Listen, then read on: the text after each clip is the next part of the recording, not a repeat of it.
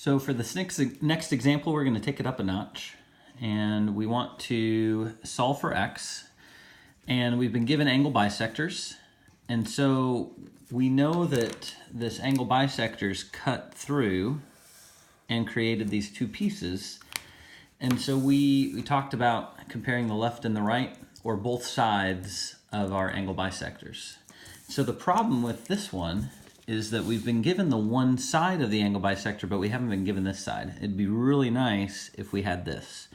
Resist the urge to just set up a proportion with these four pieces. It's really easy to do it, but it's a bad proportion. It won't solve and get us to the right answer.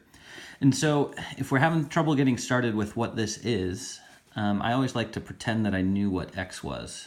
And so like if we say, let's pretend x was 4, then this would be 16, because I can take the 4 away from the 20. And so what we're going to do is, now I don't actually know what the x is, so I do 20 minus whatever that is, just like we did 20 minus the 4 to get the 16. And so now we can compare the 20 to the 12, and we can compare the 20 minus x to the x. And we'll be in business. So 28 compared to 12, as 20 minus x is to x. So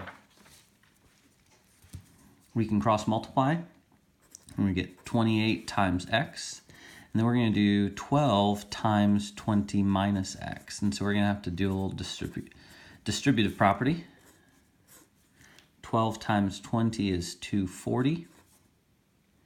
And then 12 times x, keep that minus sign there. If we add our 12x to both sides, we get 40x. And then we can divide by 40,